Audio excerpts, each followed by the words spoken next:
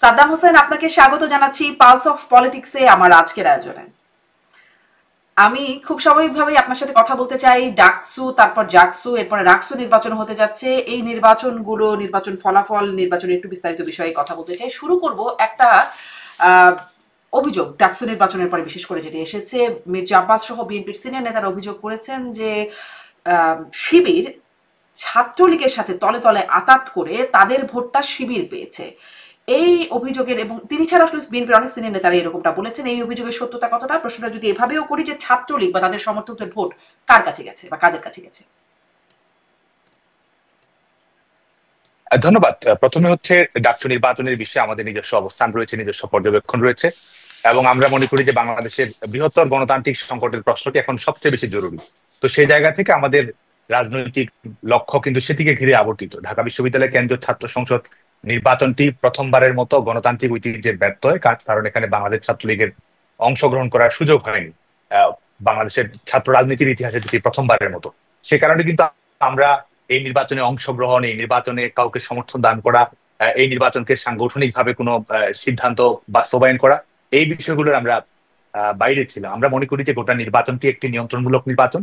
গোটা নির্বাচনটা হয়েছে যে সরকারি দলের নিজেদের মধ্যে কম্পিটিশন। কারণ আপনি শিক্ষার্থীদের কাছে জিজ্ঞেস করবেন, শিক্ষার্থীরা ছাত্র দলকেও সরকারি দল মনে করে, ছাত্র শিবিরকেও সরকারি দল মনে করে, এনসিপি ছাত্র সংগঠন বাকসাস তাকেও সরকারি দল মনে করে, এবং অন্যান্য যারা বিভিন্ন প্ল্যাটফর্মে যারা রয়েছে তারা সবাই কোনো না কোনো ভাবে আসলে সরকারের স্টেক হোল্ডার। সে কারণে এখানে শিক্ষার্থীদের বাছাই করার সুযোগ আর আসলে সেই অর্থে ছিল না। আর ইসলামী ছাত্র শিবিরের যে সরকারের বিষয়টি সেটি স্টেক হচ্ছে যে হোল্ডার আমরা যদি মনে সেটা করি যে হয়েও ইসলামী থাকে ছাত্র সাদ্দাম, শিবিরের ধরুন ঢাকা সেটা হয়েও থাকে, মানে সরকারের স্টেক হোল্ডার, তো তাতে শিক্ষার্থীরা নির্বাচন করছে তাদের ক্যাম্পাসের প্রতিনিধি, সেখানে সরকারের স্টেক হোল্ডারের সমস্যা কি? তারা প্রতিনিধিদের মধ্যে থেকে বাছাই করছে, যদি ধরেও থাকে। জি। শিক্ষার্থীদের পছন্দ করার তো স্বাধীনতা থাকতে হবে। শিক্ষার্থীদের তো রায় দেওয়ার, পছন্দ করার স্বাধীনতা রয়েছে। শিক্ষার্থীদের ছাত্রলীগের বিরুদ্ধে রায় দেওয়ার অধিকার রয়েছে, এবং শিক্ষার্থীরা যদি মনে করে যে ছাত্রলীগের কর্মকাণ্ড আশাপ্রদ নয়, সেই জবাবটিও শিক্ষার্থীরা কিন্তু ব্যালটের মাধ্যমে দিবে। কিন্তু আপনি যখন নির্বাচনটি করছেন, ছাত্রলীগকে বাইরে রাখছেন, এবং আপনি দেখুন যে এই নির্বাচনটির পুরো বিষয়টি যদি আপনি দেখেন যে ভোটার তালিকা, আপনি তো বিশ্ববিদ্যালয়ের যিনি শিক্ষার্থী তিনি তো ভোটার। এটি তো রাজনৈতিক বিশ্বাসের কারণে, সংগঠনের সঙ্গে সম্পৃক্ত থাকার কারণে কারো ভোটার তালিকা থেকে আপনি বাদ দিতে পারেন না। তো এই নির্বাচনকে কেন্দ্র করে কিন্তু ঢাকা বিশ্ববিদ্যালয়ে যারা ছাত্রলীগের সঙ্গে আগেই তো বহিষ্কার করা হয়েছে, সাময়িক বহিষ্কার করা হয়েছে, বিভিন্ন মেয়াদে শাস্তির আওতায় নিয়ে আসা হয়েছে, এরপরেও যারা ঘটনাক্রমে কিংবা দুর্ঘটনাক্রমে বিশ্ববিদ্যালয়ের ভোটার তালিকার লিস্টে এসেছে তাদেরকেও কিন্তু বাদ দেওয়া হয়েছে, এবং পরবর্তীতে কোনো ধরনের ব্যাখ্যা ছাড়াই নতুন ধরনের মব তৈরি করে আবার বিশ্ববিদ্যালয়ের এই তফসিল ঘোষণার পরেও কিন্তু ভোটার তালিকা থেকে বাতিল করা হয়েছে, এবং ছাত্রলীগের সঙ্গে সম্পৃক্ত থাকার কারণে কারো প্রার্থিতা বাতিল করা হয়েছে, কারো প্রার্থিতা আবার বহাল তবিয়তে আছে। তো গোটা নির্বাচনটাই আসলে প্রশ্নবিদ্ধ। আমরা মনে করি যে বর্তমানে যারা ক্ষমতাসীন রয়েছে তারাই তো দখলদার, তারাই অবৈধ, তারা বেআইনি ভাবে রাষ্ট্র ক্ষমতায় আসীন রয়েছে। সে কারণে তাদের নিয়ন্ত্রিত বিশ্ববিদ্যালয় প্রশাসন, যেটি আসলে এই দখলদার সরকারের প্রতি যে বিশ্ববিদ্যালয় প্রশাসন দায়বদ্ধতা পোষণ করছে, সেখানে কিন্তু শিক্ষার্থীদেরকে আপনি চয়েস করার স্বাধীনতা দিচ্ছেন না। আপনি বলে দিচ্ছেন যে এদের মধ্য থেকে আপনাকে বাছাই করে নিতে হবে, এর বাইরে বাছাই করার কোনো জি। স্বাধীনতা আপনার থাকছে না। চয়েস করার তো সে স্বাধীনতা কারণে এই না থাকার নির্বাচনটি পরেও একবারে ৭৫ সে থেকে অর্থে ৭৮ নিয়ন্ত্রিত শতাংশ নির্বাচন। ভোট পড়লো সাদ্দাম।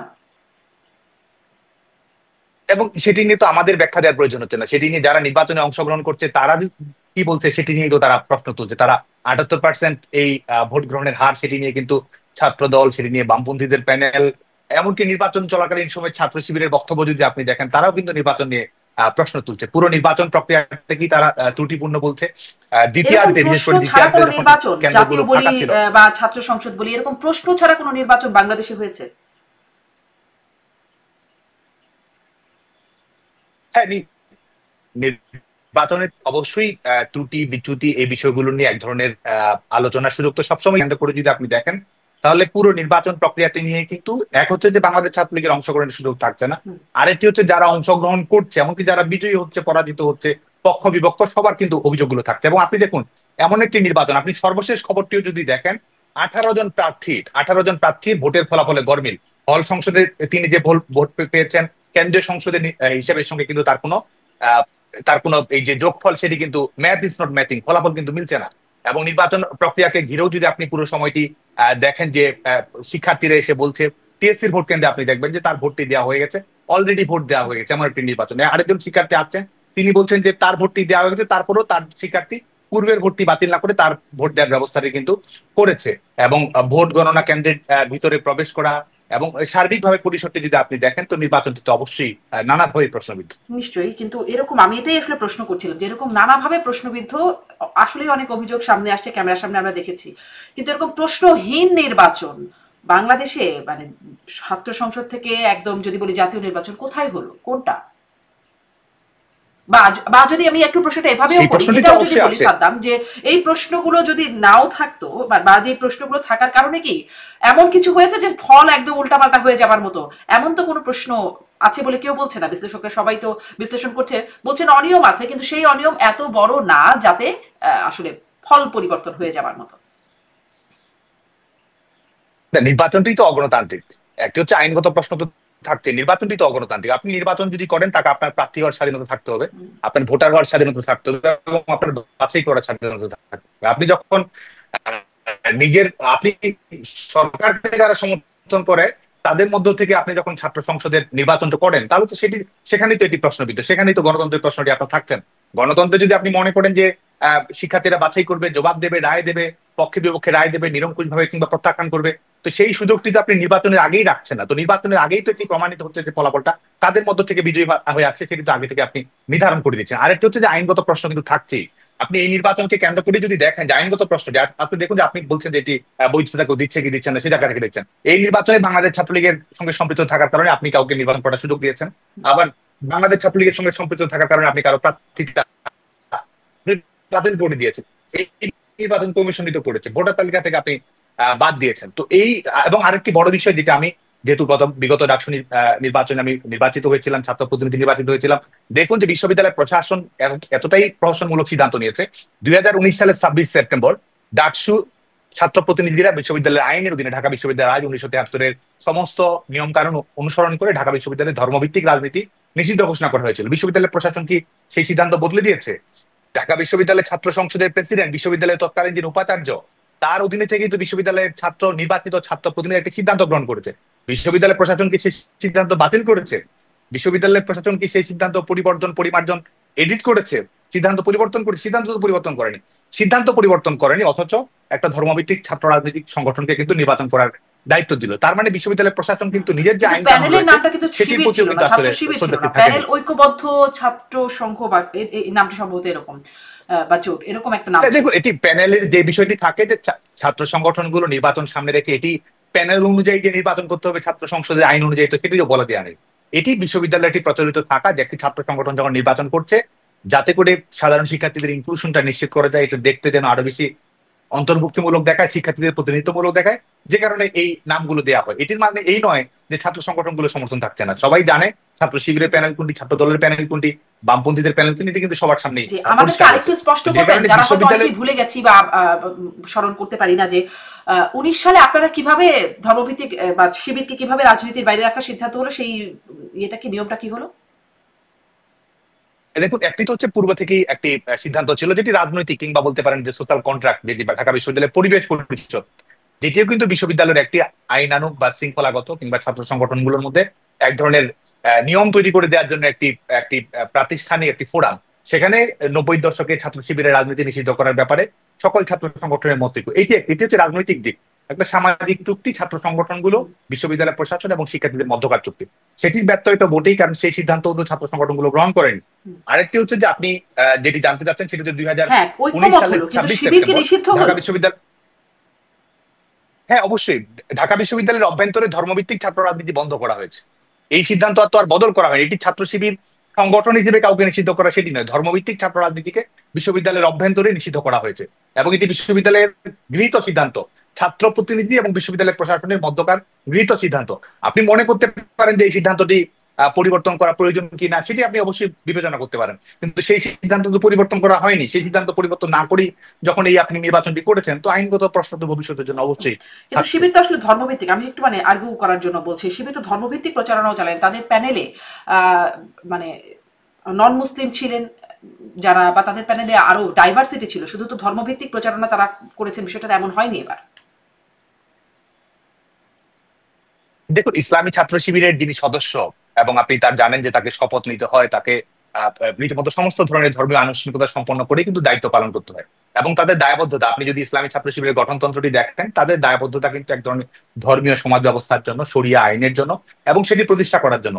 এবং এটির কারণেই বিভিন্ন ধরনের কৌশল তারা গ্রহণ করে। তাদের কৌশল কোনটি, লক্ষ্য কোনটি, এটি কিন্তু সবার সামনেই পরিষ্কার। এবং তাদের যে রাজনৈতিক দর্শন রয়েছে, দৃষ্টিভঙ্গি রয়েছে, আজকে তারা নারী স্বাধীনতার কথা বলছে, নারী পোশাকের স্বাধীনতা নিয়ে তার প্রশ্ন তুলছে না, কিংবা সফট টোনে তারা কথা বলছে, কিন্তু মূল লক্ষ্য তো তারা সেটি নয়। মূল লক্ষ্য হচ্ছে যে তারা আসলেই তারা ধর্মকে একটি সমাজ, একটা চাপিয়ে দিতে চায় সমাজের উপরে, রাষ্ট্রের উপরে।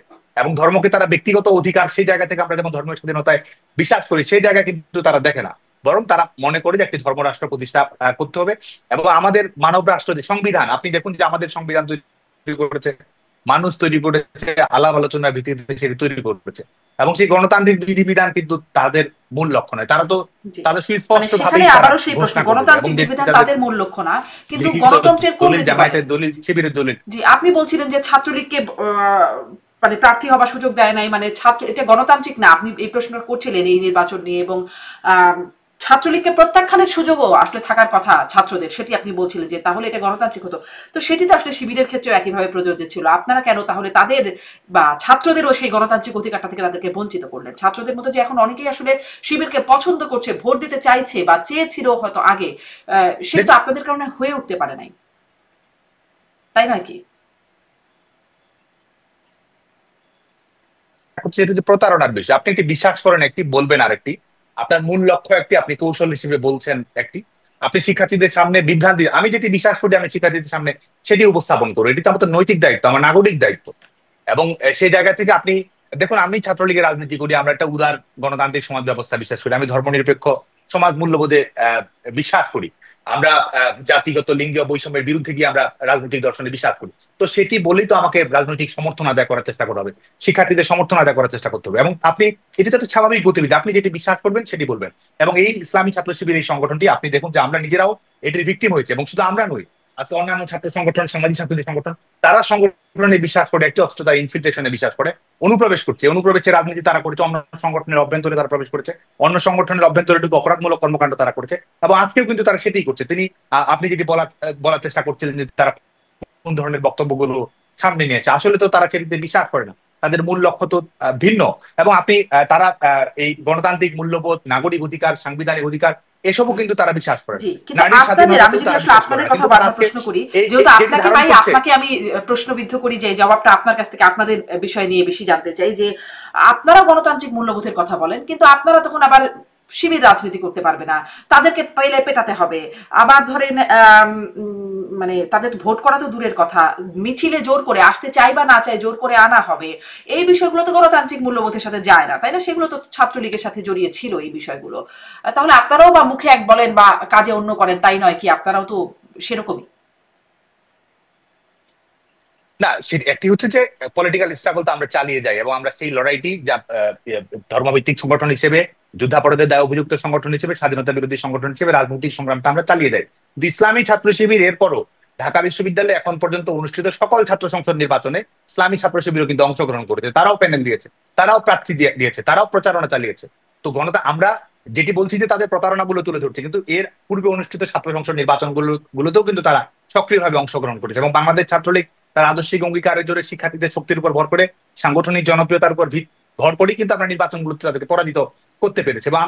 এবং আমরা আত্মবিশ্বাসের সঙ্গে বলছি যে বাংলাদেশ ছাত্রলীগ এই প্রতিকূল পরিস্থিতিতে, এই ঝঞ্ঝামুখর সময়ে, এই দমন পীড়নের সময় বাংলাদেশ ছাত্রলীগ যদি নির্বাচনে অংশগ্রহণ করার সুযোগ পেল, সংখ্যাগরিষ্ঠ পদে বাংলাদেশ ছাত্রলীগের কর্মীরাই বিজয়ী হতো। এবং আমরা সংখ্যাগরিষ্ঠতা রাজনীতি, বিজয়ের রাজনীতি, গণতান্ত্রিক রায়ের মাধ্যমে তাদেরকে পরাজিত করতে পারতাম বলে আমরা দৃঢ়ভাবে বিশ্বাস করেন। সাদ্দাম, আপনি বলছিলেন যে আপনাদের কোনো নির্দেশনা ছিল না, যেহেতু আপনারা এটাতে অংশগ্রহণ করতে পারছেন না বা গণতান্ত্রিক হচ্ছে না, ছাত্রলীগের প্রতি বা সমর্থকদের প্রতি কোনো নির্দেশনা ছিল না, ছাত্রলীগকে অংশগ্রহণ করতে দেয়া হলো না, তারপরেও 75 থেকে 78% ভোট পড়লো এই নির্বাচনে। মানে আমি এই প্রশ্নটা করছিলাম এই কারণেই যে তাহলে ছাত্রলীগ কি ইররিলেভেন্ট, মানে ছাত্রলীগ নাই কোথাও, তারপরেও এত সংখ্যক ভোট পড়লো।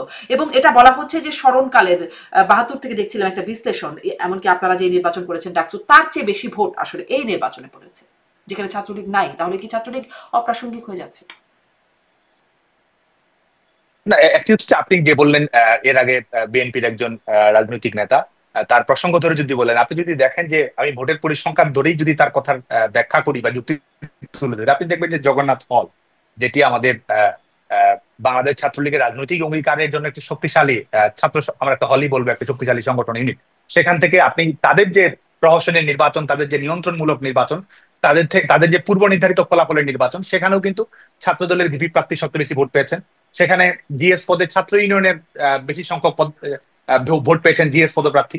তো বাংলাদেশ ছাত্রলীগ যদি প্রভাব বিস্তার করার চেষ্টা করতো, বাংলাদেশ ছাত্রলীগ যদি ভোটের ফলাফলটিকে প্রভাবিত করার চেষ্টা করতে চাইতো, তাহলে তো বাংলাদেশ ছাত্র এই জগন্নাথ হলই তো তার সবচেয়ে বড় প্রমাণ যে বাংলাদেশ ছাত্রলীগ এই নির্বাচনে সাংগঠনিক ভাবে কোনো ধরনের সংশ্লেষণ, কোনো ধরনের সম্পৃক্ততা রাখতে চায়নি এই নির্বাচনকে ঘিরে। আর আপনি যেটি বলছেন সেটি হচ্ছে যে 78% এই যে ভোট গ্রহণ, এটি নিয়ে কিন্তু ইতিমধ্যেই নানা ধরনের প্রশ্ন আসছে। এবং এটি আজকে দেখুন ঢাকা বিশ্ববিদ্যালয়ের সর্বশেষ নির্বাচনে আপনি দেখবেন যে 18টি কেন্দ্র ছিল, এই নির্বাচনে ভোট কেন্দ্র হচ্ছে 8টি। আপনি দেখবেন যে ভোটের সময়সীমা গতবারে আমাদের মনে আছে, এবং এবারে আপনি যদি পত্রিকাগুলোর প্রতিবেদন দেখেন, দুপুরের পরে ঢাকা বিশ্ববিদ্যালয়ের ভোট কেন্দ্রগুলোতে কিন্তু শিক্ষার্থীর সংখ্যা উপস্থিতি সেই অর্থে ছিল না, কিন্তু তারপরে কিন্তু ভোটের সংখ্যাটি 78% হয়েছে। আপনি যদি জাকসুর ইলেকশনের সঙ্গে যদি দেখেন, সেখানে 11-12 হাজার ভোটার, ঢাকা বিশ্ববিদ্যালয়ে 39,000 ভোটার। সেখানে কিন্তু বেশিরভাগ শিক্ষার্থী সেখানে আবাসিক রয়েছে, সেখানে বুথের সংখ্যা বেশি, সেখানে কেন্দ্রের সংখ্যা বেশি। এবং শুধু তাই নয়, সেখানে আপনার 2 ঘন্টা 5টা থেকে সময়সীমা 7টা পর্যন্ত নিয়ে যাওয়া হয়েছে, তারপরেও কিন্তু সেখানে ভোটের পরিমাণ আপনি দেখবেন যে 67% দেখানো হয়েছে। অথচ ঢাকা বিশ্ববিদ্যালয় সেখানে 78%-এ পরিণত হয়েছে। এবং আজকেও যদি আপনি কিছুক্ষণের আগে পরিসংখ্যান দেখেন, তাহলে এটি মনে করার যথেষ্ট কারণ রয়েছে। যেহেতু আপনি ঢাকা, এবং আরেকটি তথ্য আপনি যদি দেখেন, ঢাকা বিশ্ববিদ্যালয়ে আবাসিক শিক্ষার্থী এবং অনাবাসিক শিক্ষার্থী, এটি কিন্তু পার্থক্যটা এখন ইতিমধ্যে অনাবাসিক শিক্ষার্থীর সংখ্যাটা বেড়ে গেছে। দুপুরের পর থেকে যেখানে শিক্ষার্থীর সংখ্যা যথেষ্ট সংখ্যক ছিল না, সেখানে 78% ভোট নিয়ে কিন্তু স্বাভাবিকভাবে একটি প্রশ্ন রয়েছে। এবং হল সংসদ, কেন্দ্রীয় সংসদের নির্বাচনের ফলাফলে যে তারতম্যটি দেখা গেছে, তো এটি আসলে ইতিমধ্যে এক প্রকার প্রমাণিতই বলা যায় যে এই স্বয়ংক্রিয়ভাবে বিশ্ববিদ্যালয় প্রশাসনই আসলে শিক্ষার্থীদের ভোট দেওয়ার দায়িত্বটি বিশ্ববিদ্যালয় প্রশাসনই গ্রহণ করেছে বলে মনে করা যথেষ্ট কারণ আছে। আপনারা বলছেন মনে করা যথেষ্ট কারণ আছে, কিন্তু এরকম মনে করে কেউ তো চ্যালেঞ্জ করলো না, বা কারো কাছে এই প্রমাণগুলো উপস্থাপন করে এটি তো প্রমাণিত করা হলো না। যদি তাই হয়ে থাকে, যারা হারলেন তারা কেন এটি প্রমাণ করলেন না? অভিযোগ উপস্থাপন করেছেন, আপনার সাথে আমি একমত, দেখেছি আমরা গণমাধ্যমে সেটি, কিন্তু কেউ তো প্রমাণ করলেন না যে এরকম। এবং শিবিরের প্যানেল থেকে যারা জয়ী হয়েছেন, আমার এই অনুষ্ঠানে কথা বলছেন, আমি এই প্রশ্ন করছিলাম যে এমন অভিযোগ করেছেন যারা পরাজিত হয়েছেন, তিনিও ঠিক একই উত্তর আমাকে দিয়েছিলেন যে কেউ তো প্রমাণ নিয়ে হাজির হলেন না, কেউ প্রমাণ করুক তারপরে আমরা মেনে নেব। সেটা তো কোনো প্রমাণিত হলো না সাদ্দাম। দেখুন, এই সরকার 5ই আগস্টের পর থেকে ক্ষমতায় রয়েছে, এই সরকার তো অসাংবিধানিক ভাবে ক্ষমতায় আছে। এই সরকার তো সাংবিধানিক কোনো আইন, জনগণের ম্যান্ডেট, কোনো ধরনের বৈধতা, কোনো ধরনের রাজনৈতিক সমঝোতার ভিত্তিতে তো এই সরকার ক্ষমতায় আসেনি। এই সরকার তারপরে তারা ক্ষমতায় আছে, তার মানে এই নয় যে এই সময়টুকু তার বৈধ হয়ে গেল। সামরিক স্বৈরশাসকেরা ক্ষমতায় ছিল দশকের পর অধিক সময় ধরে, তারা ক্ষমতায় ছিল। তার অর্থ এটি নয় যে তারা তাদের ক্ষমতা গ্রহণটি বৈধ হয়ে গেল, তাদের প্রক্রিয়াটি বৈধ হয়ে গেল, তাদের যে যে প্রহসনের নির্বাচন তারা দেখা যাচ্ছে মঞ্চস্থ করছে, সেটি বৈধতা অর্জন করে যাচ্ছে। আমরা মনে করি যে যেহেতু রাষ্ট্রযন্ত্রকেই তারা দখল করে নিয়েছে, রাষ্ট্রযন্ত্রকেই তারা ব্যবহার করছে, বিশ্ববিদ্যালয়ের প্রশাসনগুলোকে তারা সেটি ব্যবহার করছে এবং সেটি চাপিয়ে দেওয়ার চেষ্টা করছে। তো এক ধরনের দমনমূলক পরিবেশের মধ্যে আপনার যখন কথা বলারই কোনো স্বাধীনতা নেই, আজকে বাংলাদেশের অভ্যন্তরে সরকারের একজন যদি বিরোধিতা করে টক শোতে অংশগ্রহণ করে, লাইভে প্রোগ্রাম করার কথা, বিরোধী মতের কোনো ঠাই দিচ্ছে না বাংলাদেশে। আপনার একমাত্র, আপনি যদি সরকারকে সমর্থন করতে পারেন, সেটি যদি আপনি প্রমাণ করতে পারেন, তারপরে আপনার টুকটাক সমালোচনা, টুকটাক বিরোধিতা, টুকটাক অভিযোগ উত্থাপন করার স্বাধীনতা থাকছে। তো আপনি তো বিরোধী মতকে কোনো ধরনের স্পেস দিচ্ছেন না, প্রমাণ উত্থাপন করার মতো কোনো পরিবেশ দিচ্ছেন। তো সেটি তো আসলে প্রমাণিত। তারা আজকে সমস্ত কিছু দখলে রেখে, সমস্ত কিছু কবজায় রেখে এবং দমন পীড়নের স্টিম রোলার চালিয়ে আবার তারাই বলবে যে প্রমাণের দায়িত্বভার অন্যদেরকে গ্রহণ করতে হবে, তাহলে আসলে আমি মনে করি সেটি সুবিবেচনা করার কোনো বিষয় নয়। জি, এই যে প্রহসন করে ক্ষমতা দখল করে রাখার কথা বলছেন, এই ঠিক আমি মনে হচ্ছিল যে এই কথাগুলো একই রকম ভাবে আগে শুনতাম যখন আওয়ামী লীগ ক্ষমতায় ছিল, এবং তখন বলা হতো প্রহসনের নির্বাচন করে আওয়ামী লীগ ক্ষমতা দখল করে রেখেছে, একবার না দুইবার না, মানে একাধিকবার এভাবে চলে যাচ্ছিল, এবং সামনে আরো কতদিন থাকতো সেটিরও কোনো ইয়াত্তা ছিল না। এই একই রকম অভিযোগগুলো কিন্তু যখন আওয়ামী লীগ ক্ষমতায় ছিল, ঠিক একই কথা আপনিও নিশ্চয়ই শুনেছেন সাদ্দাম। না, দেখুন, সুস্পষ্ট ভাবে পার্থক্য রয়েছে। কারণ আপনি গণতান্ত্রিক পথ পরিক্রমায় ত্রুটি বিচ্যুতি নেই সেটা আমি বলবো না। সরকারের হোক, রাজনৈতিক দলের হোক, আমাদের হোক, ছাত্র সংগঠন হিসেবে হোক, অবশ্যই সীমাবদ্ধতা আছে, অবশ্যই ত্রুটি বিচ্যুতি আছে, অবশ্যই পারফরমেন্স নিয়ে আসার জায়গা রয়েছে, অর্জনের জায়গা রয়েছে, আবার মানুষের কষ্টেরও হয়তো জায়গা থাকতে পারে। কিন্তু আপনি দেখুন যে আপনি যদি পার্থক্যটা করেন অন্যান্য সময়ের সঙ্গে, নির্বাচনটি উন্মুক্ত ছিল কিনা, নির্বাচনের সুযোগটি সবার জন্য উন্মুক্ত ছিল কিনা, সব সময় ছিল। সেটি বিএনপি নির্বাচনে কখনো অংশগ্রহণ করেছে, কখনো করেনি, এটি রাজনৈতিক সিদ্ধান্তের বিষয়। আজকে কিন্তু আওয়ামী লীগকে নিষিদ্ধ করা হয়েছে। আপনি কিন্তু আওয়ামী লীগকে নির্বাচনের আগে আপনার নির্বাচনে অংশগ্রহণ করার সুযোগটি আপনি বন্ধ রেখেছেন। ঠিক এই মুহূর্তে কারাবন্দী সংসদ সদস্যের সংখ্যা শতাধিক। আপনি যদি দেখেন বাংলাদেশের এমনকি আইন করে বলে দেওয়া হয়েছে, আপনি দেখুন যে আপনি নিজেই সংবাদ মাধ্যমের সঙ্গে সম্পৃক্ত আছেন, আপনার নিজের সংবাদ মাধ্যমেই আমাদের আওয়ামী লীগ হোক, অন্যান্য রাজনৈতিক দল হোক, কত মানুষ এসে কত কথা বলে গেছে। আজকে বাংলাদেশে এতগুলো সংবাদ মাধ্যম, আজকে বাংলাদেশের একটা সংবাদ মাধ্যমে একজন আওয়ামী লীগ নেতা আপনি বলতে পারবেন যে 5ই আগস্টের পরে কথা বলতে পেরেছে? অথচ আপনার কর্মসূচিতে, আপনার প্রোগ্রামে কতজন এসেছে? আজকে আপনি আইন করে বলে দিয়েছেন সন্ত্রাস বিরোধী আইন অনুযায়ী, এমন কিছু তো আমরা নই, আমরা যারা রাজনৈতিক কর্মী, আপনি যদি আওয়ামী লীগের পক্ষে যায় কিংবা এই আওয়ামী লীগের পক্ষে কোনোভাবে যে আপনি যদি সংবাদ করেন, আপনি যদি লেখেন সন্ত্রাস বিরোধী আইন অনুযায়ী, আপনিও কিন্তু একজন সন্ত্রাসী। আপনার নামও কিন্তু যাত্রাবাড়ি থানায় মামলাটা হওয়ার সুযোগটা কিন্তু থাকছে। এবং যারা টুকটাক এর মধ্যে 2-3 জন কথা বলছে, কথা বলার পরের দিন কিন্তু কারাবন্দী হতে হচ্ছে। প্রেস ঢাকা রিপোর্টার ইউনিটিতে তিনি কথা বলতে গেছেন, তারা তো আওয়ামী লীগ করেন না, তারা সিভিল সোসাইটির অংশ, তারা ন্যূনতম কথা বলতে এবং সত্যি কথা কথা বলার সুযোগ পায়নি। অনুষ্ঠানটি আয়োজন করার চেষ্টা করেছে, তাদেরকেও কিন্তু কারাগারে যেতে হয়েছে। 4 লাখ নেতাকর্মী এই বিগত 11 মাস 12 মাস সময়ের মধ্যে তারা কারাবন্দী হয়েছে। তো পার্থক্যটি কিন্তু সুস্পষ্ট। এবং এই মবের কারণে সহিংসতার যে ঘটনাগুলো ঘটেছে, হত্যাকাণ্ডের শিকার হচ্ছে কথা বলার স্বাধীনতায় হস্তক্ষেপ হচ্ছে, কিন্তু সাদ্দাম মানে আপনাদের সময় কেন কিশোর মোশতাকদের কথা তো আমরা ভুলে যাই নাই, যে একটা কার্টুন এঁকেছেন, একটু লিখেছেন, তাদেরকে জামিন না দিয়ে একজন তো মারাই গেলেন জেলখানায় জামিন না পেতে পেতে, মানে আবেদন করতে করতে 7 বার বা 8 বার জামিনের আবেদন। দেখুন দেখুন দেখুন জি, আমি যে উদাহরণগুলো তুলে ধরলাম এটি কিন্তু পার্থক্যগুলো তুলে ধরার জন্যই, যে বর্তমানে এটি ছিল এবং 2008 থেকে 2024 সালের বাস্তবতা এটি ছিল, 2024 সালের 5ই আগস্ট পরবর্তী বাস্তবতা এই সুযোগগুলো নেই। এর বাইরে ব্যত্যয় ঘটেনি, আইনের অপপ্রয়োগ ঘটেনি, রাজনৈতিকভাবে অনেক সময় আমরা সঠিক সিদ্ধান্ত প্রয়োগ করতে পারেনি, সেটি কিন্তু আমি বলিনি, সেটি বলিনি, অবশ্যই সেটি ঘটেছে, সেই জায়গায় সেই সীমাবদ্ধতা অবশ্যই রয়েছে। কিন্তু যদি আপনি দেখেন যে বর্তমান সার্বিকভাবেই রাষ্ট্র ব্যবস্থা একটা ফ্যাসিস্ট রাষ্ট্র ব্যবস্থায় পরিণত হয়েছে, এক ধরনের ফ্যাসিবাদী বন্দোবস্ত তারা গ্রহণ করেছে, যেখানে আপনার এই কোনো কিছু করার স্বাধীনতা আপনার থাকছে না।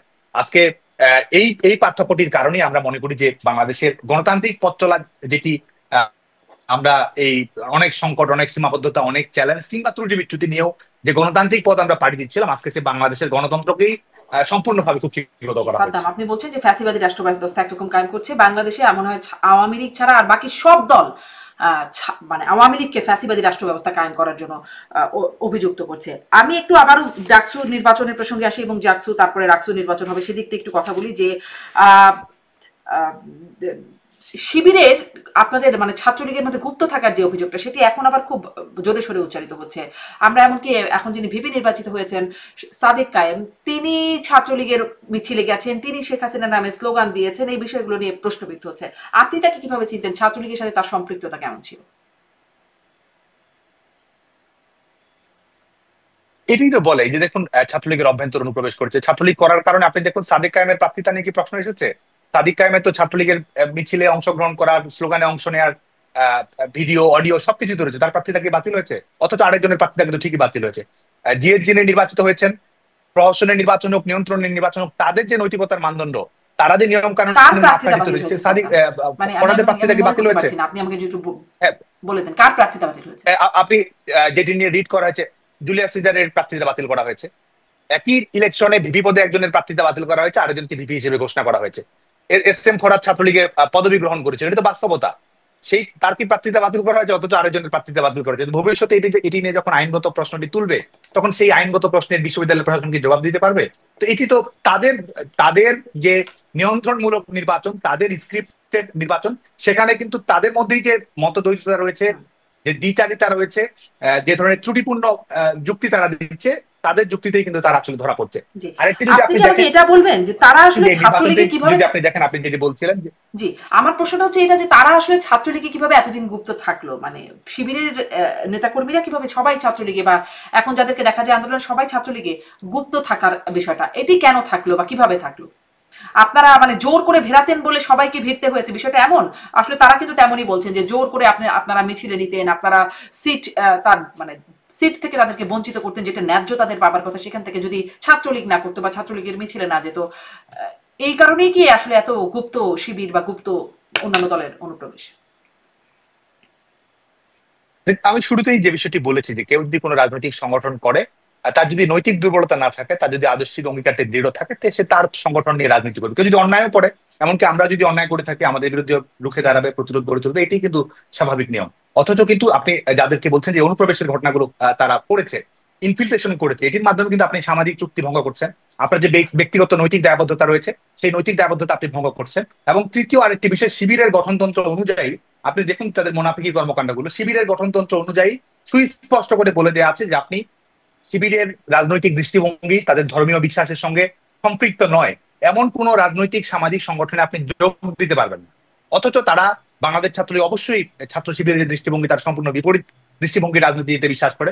অথচ তারা কিন্তু তাদের যে দেয়া কথা সেটির লঙ্ঘন ঘটিয়ে কিন্তু তারা এই বাংলাদেশ ছাত্রলীগ সহ এবং জাতীয়তাবাদী ছাত্র দলেও আমি বিশ্বাস করি বামপন্থী সংগঠন, সামাজিক সাংস্কৃতিক সংগঠনগুলোতে তারা যোগ দিয়েছে। তার মানে তাদের নৈতিক ভিত্তিটি দুর্বল, তার মানে তারা প্রতারণের আশ্রয় গ্রহণ করছে, তার মানে তারা ছদ্মবেশটা ধারণ করছে। এবং আমরা তো স্বীকার করছি, আমরা তো এটি অবলীলায় স্বীকার করছি যে অনুপ্রবেশের ঘটনা ঘটেছে। এবং অনুপ্রবেশের ঘটনা ঘটিয়ে আপনি দেখুন যে অপরাধমূলক কর্মকাণ্ডগুলো তারা কিভাবে ঘটে। যেমনকি 15 জুলাই ঢাকা বিশ্ববিদ্যালয়ের নারীদের উপর নিপীড়নের ঘটনার সঙ্গে ছাত্র শিবিরের কর্মীরা কিভাবে সম্পৃক্ত ছিল। যে গেস্ট রুম নির্যাতন, গণরুম নিপীড়নের ঘটনার কথা বলা হয়, আজকে তারাই কিন্তু বলেছে নির্বাচনকে কেন্দ্র করে, আপনি নিজেও সম্ভবত দেখেছেন যে তারা সুস্পষ্ট প্রমাণ সয়ে বলেছে যে ছাত্র শিবিরের কর্মীরা ছাত্রলীগের অভ্যন্তরে প্রবেশ করে তো কিভাবে ছাত্রলীগ তখন কিছু অপরাধমূলক করলো না কেন? কর্মকাণ্ডগুলো ঘটিয়েছে, ছাত্রলীগ, যাতে আপনি করে তাদের আপনারা কিছু করলেন না কেন? ছাত্রলীগের অভ্যন্তরে প্রবেশ করে তারা এগুলো করতে পারলো, আপনারা কেন চুপচাপ? কি ব্যবস্থা নিয়েছিলেন? দেখুন এই এই এই দায়িত্ব আমরা স্বীকার করছি। এই এই জায়গায় অবশ্যই আমাদের সাংগঠনিক দুর্বলতা ছিল, এই জায়গায় অবশ্যই আমাদের ত্রুটি বিচ্যুতি অবশ্যই হয়েছে। এবং শুধু আমাদের নয়, আমরা তো মনে করি যে ছাত্র শিবিরের এই যে রাজনৈতিক এই যে কৌশল দৃষ্টিভঙ্গি, সেটি হচ্ছে যে তারা ইনফিলট্রেশন করা, অন্য সংগঠন অনুপ্রবেশ করা, শুধুমাত্র ছাত্রলীগ নয়, বামপন্থী সংগঠন, ছাত্রদল, সামাজিক সাংস্কৃতিক সংগঠনগুলোর অভ্যন্তরে অনুপ্রবেশ করে অন্তর্ঘাতমূলক কর্মকাণ্ড করা, অন্য সংগঠনগুলোকে শিক্ষার্থীদের কাছে অজনপ্রিয় করে তোলা, আক্রমণাত্মক ভূমিকা অবতীর্ণ হওয়া এবং সেটির মাধ্যমে দায়ভার সেই সংগঠনের উপর চাপিয়ে দেওয়া। এটি প্রমাণ করে যে তারা ধরনের যে ধরনের প্রতারণাপূর্ণ, সততাপূর্ণ এবং এবং যে ধর্মীয় জায়গা থেকে যে নৈতিকতার জায়গা আছে, সেই নৈতিকতার বালাই না করে কিন্তু তারা রাজনীতিটা করে গেছে। এবং সেটি আপনারা তাদের নৈতিকতা নিয়ে প্রশ্ন তুলছেন, ঘটিয়েছে। আপনাদের নৈতিক অবস্থান কি ছিল? কিভাবে এই অনুপ্রবেশগুলো করলো? আপনাদেরকে কোনো যাচাই বাছাই প্রক্রিয়া ছিল না? সেটা তো বাদ দিলাম, আসলে যে অনুপ্রবেশ কিভাবে হলো সেই ব্যাখ্যা যখন জানতে চাই, জানা যায় যে যেটি আমি বলছিলাম যে সিট পাবে না তারা যদি ছাত্রলীগের মিছিলে না যায়, তাদেরকে মারধর খেতে হবে, তারা বঞ্চনার শিকার হবে। এই যে বিষয়গুলো তারা করবেটা কি আসলে? একদম গ্রাম থেকে আসা ছাত্ররা যদি এভাবে বাধ্য করেন, আপনারা অনুপ্রবেশ না করে কি করবে? দেখুন সিটের বিষয়টি তো বিশ্ববিদ্যালয় প্রশাসনের বিষয়, এটি একটি। আরেকটি দিক হচ্ছে যাদেরকে আপনি কথা বলছেন, এমনকি যারা এই এবারে নির্বাচনে অংশগ্রহণ করেছে, ছাত্র শিবিরের নেতৃত্ব অপরাপর সবাই কিন্তু বিশ্ববিদ্যালয়ের নির্বিঘ্নে হলে থেকেছে। আপনি যদি এনসিপির যারা ছাত্র নেতৃবৃন্দ দেখেন, এনসিপি থেকে যারা জাতীয় তাদের মূল সংগঠন গড়ে উঠেছে, তারা সবাই হলে ছিল, তারা সবাই স্বাভাবিক শিক্ষা কার্যক্রম পরিচালনা করেছে। এমনকি বিশ্ববিদ্যালয়ের অভ্যন্তরে তারা রাজনৈতিক কর্মকাণ্ড পরিচালনা করেছে। আপনি আমাদেরকে বলছেন অগণতান্ত্রিক, আপনি আমাদেরকে বলছেন যে আমরা অন্যদেরকে সুযোগ দেইনি। আমি বাংলাদেশ ছাত্রলীগের সভাপতি হিসেবে রাজনৈতিক কর্মকাণ্ড পরিচালনা করেছি। আজকে যারা উপদেষ্টা পরিষদে আছে তারাও তো ঢাকা বিশ্ববিদ্যালয় ক্যাম্পাসে আমাদের বিরুদ্ধেই কর্মসূচি দিয়েছে, আওয়ামী লীগ সরকারের বিরুদ্ধে কর্মসূচি দিয়েছে, অবস্থান কর্মসূচি দিয়েছে। বাংলাদেশ ছাত্রলীগের তো সেই সুযোগ নেই। কারো একাডেমিক জীবন কি ক্ষতিগ্রস্ত হয়েছে? আপনি আজকে আমি ওপেন চ্যালেঞ্জ দিয়ে বলতে পারি, আজকে যিনি ভিপি নির্বাচিত হয়েছেন, জিএস নির্বাচিত হয়েছেন, অন্যান্য দলের হয়ে ভিপি পদে নির্বাচিত করেছেন, কারো একাডেমিক জীবন ক্ষতিগ্রস্ত হয়েছে? কারো সার্টিফিকেট বাতিল হয়েছে? কারো একদিনের জন্য বিশ্ববিদ্যালয়ের স্বাভাবিক শিক্ষা কার্যক্রম থেকে তার অধিকার কেড়ে নেওয়া হয়েছে? না, অনেকেই অনুপ্রবেশ করেছেন, অনেকে অনুপ্রবেশ করেননি, অনেকেই তো অন্যান্য সংগঠন করেছেন, গণতান্ত্রিক ছাত্র শক্তি করেছেন, জাতীয়তাবাদী ছাত্রদল করেছেন, বামপন্থী সংগঠনগুলো করেছেন। আপনি যার নামে বলুন না কেন, ঢাকা বিশ্ববিদ্যালয়ে কারো একাডেমিক জীবন, কারো রাজনৈতিক জীবন, কারো সামাজিক জীবন ক্ষতিগ্রস্ত হয়নি। গণতান্ত্রিক ক্যাম্পাস হিসেবে ত্রুটি বিচ্যুতি আছে এবং এই জায়গা থেকে আমাদেরও দায় এড়ানোর কোনো সুযোগ নেই। অবশ্যই আমাদের দায় রয়েছে, সেটা আমি নির্বিঘ্নে স্বীকার করছি। কিন্তু আপনি যদি পার্থক্যটা দেখেন, আজকের বাস্তবতা, আজকে ঢাকা বিশ্ববিদ্যালয়ে 2019 সালে নির্বাচন অনুষ্ঠিত হয়েছে, কার প্রার্থীতা করার সুযোগ ছিল না, কে নির্বাচনে অংশগ্রহণ করার সুযোগ পায়নি, কে ক্যাম্পেইন করেনি, কার ভোটার তালিকা থেকে নাম বাদ গেছে, প্রত্যেকটি ক্ষেত্রে সবার জন্য সেটা উন্মুক্ত ছিল। অথচ আজকে 2025 সালের ঘটনা তো ঘটেছে সম্পূর্ণ উল্টো। এবং আরেকটি যদি জিনিস দেখেন, তাদের নিয়ন্ত্রিত এই প্রহসনমূলক নির্বাচনের মধ্যে ফলাফলটা যদি আপনি দেখেন, যে এই জুলাই আগস্ট আন্দোলনে আমরা যেটি বলেছি যে এটির সঙ্গে আমাদের মিসম্যানেজমেন্ট, মিসহ্যান্ডেল, সেটি নিয়ে আমি স্বীকার করি। কিন্তু একই সঙ্গে আপনি যদি দেখেন যে আমরা বলেছি যে এই আন্দোলনের সঙ্গে জঙ্গিবাদী শক্তগুলো সম্পৃক্ত রয়েছে, আমরা সুস্পষ্টভাবে বলেছি জামাত শিবির এটির সঙ্গে সম্পৃক্ত রয়েছে। আমরা কিন্তু সে সময় এটি বলেছি যে এটি রিমোট কন্ট্রোলটা করছে তারা। আজকে এই ফলাফলগুলো যদি আপনি দেখেন, ডাকসু যে আন্দোলনের পেছনের মূল শক্তি যে ছিল এই জামাত শিবির, এটি কিন্তু আজকে প্রমাণিত হচ্ছে। ছাত্র সংসদ নির্বাচনের মাধ্যমে প্রমাণিত হচ্ছে, তাদের জবানবন্দিতে প্রমাণিত হচ্ছে, এটি কিন্তু প্রমাণিত হচ্ছে। আরেকটি হচ্ছে এই আন্দোলনের মূল স্টেক হোল্ডার বলে যারা দাবি করে এনসিপি বাকসাস যে সংগঠনটি গড়ে তারা নেতৃত্ব দিয়েছে, তারা আওয়ামী লীগের বিরুদ্ধে আন্দোলন করে সরকার পরিবর্তন ঘটিয়েছে। আজকে যদি তাদের নিয়ন্ত্রিত ফলাফল দেখেন, বিশ্ববিদ্যালয়ের শিক্ষার্থীরা আজকে তাদের নিয়ন্ত্রিত ফলাফল, তাদের নিয়ন্ত্রিত নির্বাচনের ফলাফল যদি আমি বিশ্লেষণ করি, বিশ্ববিদ্যালয়ের শিক্ষার্থীরা তাদেরকে প্রত্যাখ্যান করে, যেমনকি 1000 শিক্ষার্থীর সমর্থনও কিন্তু তারা আদায় করতে পারেনি। ছাত্রদল কিন্তু শোচনীয় পরাজয়ের শিকার হয়েছে। এটির মাধ্যমে প্রমাণিত হয় যে তারা, যারা আজকে রাষ্ট্রীয় ক্ষমতার দাবিদার, যারা আজকে সংবিধান, সেকেন্ড রিপাবলিক, জনগণের ম্যান্ডেট পেয়েছে দাবি করে, তাদেরও যে জনগণের ম্যান্ডেট নেই, তাদের নিয়ন্ত্রিত নির্বাচনের প্রমাণ করে তাদের জনগণের ম্যান্ডেট হচ্ছে। নেই, পক্ষান্তরে এটিও কি প্রমাণ করে তাহলে জামাত বা শিবিরেরই জনগণের মানে ম্যান্ডেট আছে, কারণ তারা তো আবার ভূমিধস জয় পাচ্ছে ডাকসুতে। আপনি যেহেতু বলছিলেন যে তারা পারে নাই, অতএব তাদের যে জনপ্রিয়তা নাই বা ম্যান্ডেট নেই সেটি প্রমাণিত হয়েছে, তাহলে শিবিরের এই জয় জয়কার তাদেরও ম্যান্ডেট প্রমাণ করছে কিনা, এটি প্রশ্ন। এটি আমি কিন্তু এটি রেখেই বলছি যে তাদের নিয়ন্ত্রিত নির্বাচন, প্রহসনমূলক নির্বাচন, এই মানদণ্ডগুলো অক্ষুণ্ণ রেখে আমি কথাগুলো বলছি। এখন দ্বিতীয় যে বিষয়টি হচ্ছে ছাত্র শিবিরের এই নির্বাচনী বিজয়, তারা যেটি বলছে ল্যান্ডস্লাইড বলার চেষ্টা করছে, এটির পেছনে অনেকগুলো প্রেক্ষাপট রয়েছে। এটি আমি সরলীকরণ করে কোন উত্তর দিব সেটাই মনে করি না। এক হচ্ছে যে আপনি যদি রাজনীতিটা দেখেন, ছাত্র শিবিরের রাজনৈতিক স্টাইলটা যদি দেখেন, এক হচ্ছে অনুপ্রবেশের রাজনীতি, আপনি যেটি বলেছেন আমিও সেটি স্বীকার করেছি। আরেকটি হচ্ছে যে এই ওয়েলফেয়ার পলিটিক্স এর নাম করে শিক্ষার্থীদেরকে বিভ্রান্ত করা, প্রতারণার আশ্রয় গ্রহণ করা, এবং এই বিষয়গুলো রয়েছে। আরেকটি হচ্ছে যে আপনি এই নির্বাচনে মূলধারা ছাত্র সংগঠনগুলো তাদের যে বাংলাদেশ ছাত্রলীগ যেখানে নির্বাচনের বাইরে রয়েছে, এর বাইরে মূলধারার ছাত্র সংগঠনগুলো হিসেবে যারা এসেছে, তারা যে শিক্ষার্থীদের কাছে বিকল্প হিসেবে আসতে পারেনি, স্বতন্ত্র ধরে রাখতে পারেনি, শিক্ষার্থীদের আস্থা ধরে রাখতে পারেনি, এটি একটি বিষয় রয়েছে। আরেকটি হচ্ছে বাংলাদেশ ছাত্রলীগ। আপনি সর্বশেষ নির্বাচনে 25টি পদের মধ্যে 23টি পদে বাংলাদেশ ছাত্রলীগের কর্মীরা বিজয়ী হয়েছে। বাংলাদেশ ছাত্রলীগের কর্মীরা না থাকার কারণে যে ধরনের সাংগঠনিক শূন্যতা তৈরি হয়েছে, যে ধরনের শিক্ষার্থীদের মধ্যে বিকল্পহীনতা তৈরি হয়েছে, যেটির একটি প্রতিফলন আপনি দেখতে পাবেন যে স্বতন্ত্র প্রার্থীর জয় জয়কার এবারের নির্বাচনে। আপনি যদি দেখেন যে নির্বাচনে স্বতন্ত্র প্রার্থীরা কিন্তু নির্বাচনে এমনকি মূলধারা ছাত্র সংগঠনগুলোর তুলনায় তারা ভালো ফলাফল করেছে। আপনি যদি দেখেন যে তারা 4000, 5000, 6000 ভোট পেয়েছে, জাহাঙ্গীরনগর বিশ্ববিদ্যালয়ে ভিপি পদে নির্বাচিত হয়েছে। আপনি দেখেন যে এই রাজনীতির প্রতিও কিন্তু তারা এক ধরনের প্রত্যাখ্যান তারা দেখিয়েছে, এবং ছাত্র শিবির তাদের যে অভ্যন্তরীণ নেটওয়ার্ক, তাদের যে সাংগঠনিক কৌশল রয়েছে, এবং সেটির মাধ্যমে শিক্ষার্থীদের কাছে পৌঁছা এবং বিশ্ববিদ্যালয়ের প্রশাসনকে ব্যবহার করা, এটির যোগফল হচ্ছে ছাত্র শিবিরের এই নির্বাচনগুলোর ফলাফল নিজের মতো করে বের করে নিয়ে আসা। আমি এভাবেই বলবো যে বের করে নিয়ে আসা অনেকগুলো ফলাফলের, অনেকগুলো কৌশলের, এবং তাদের কৌশলটা কাজে দিয়েছে। 12 মাসের রাজনীতি তো কৌশলই থাকে, তাদের কৌশলটা কাজে দিয়েছে, তাই নাকি সাদ্দাম? আমি সবগুলো ফ্যাক্টরকে একসঙ্গেই বলবো। এক হচ্ছে যে বিশ্ববিদ্যালয় প্রশাসনের প্রত্যক্ষ সহযোগিতা, বাংলাদেশ ছাত্রলীগের নির্বাচনে অংশগ্রহণ না করার কারণে সাংগঠনিক শূন্যতা, মূলধারার ছাত্র সংগঠনগুলো শিক্ষার্থীদের আস্থা হিসেবে, প্রতিফলিত হিসেবে নিজেকে প্রমাণিত করতে না পারা, তাদের দীর্ঘদিনের প্রস্তুতি, তাদের অর্থায়নের রাজনীতি, এবং এই ছাত্র রাজনীতি এবং বিশ্ববিদ্যালয়কে ক্যাম্পাস কেন্দ্র করে তাদের যে ইকোসিস্টেম, তাদের কোচিং নির্ভর ছাত্র রাজনীতি, তাদের আর্থিক সহযোগিতা রাজনীতি, এটির মাধ্যমে শিক্ষার্থীদের সামাজিক ভাবে প্রভাবিত করার চেষ্টা করা, জামায়াতের পুরো নেটওয়ার্ক ব্যবহার করা, এবং এটির মাধ্যমে ওয়েলফেয়ার পলিটিক্স এর মাধ্যমে শিক্ষার্থীদের কাছে যাওয়ার চেষ্টা করা, এবং ভর্ণিতার আশ্রয় গ্রহণ করা, প্রতারণার আশ্রয় গ্রহণ করা। আপনি বিশ্বাস করেন এক ধরনের উগ্রবাদী রাজনীতিতে, বিশ্বাস করেন ধর্মীয় রাজনীতিতে, অথচ আপনি শিক্ষার্থীদের কাছে যাচ্ছেন, আপনি এক ধরনের লিবারেলিজমের তকমা, উদার রাজনীতির তকমা নিয়ে আপনি যাচ্ছেন। আপনি বিশ্বাস করেন নারীদেরকে গৃহবন্দী করার ক্ষেত্রে, নারীর পোশাকের স্বাধীনতা আপনি বিশ্বাস করেন না, অথচ আপনি যখন যাচ্ছেন তখন আপনি নারীর স্বাধীনতার কথা বলছেন।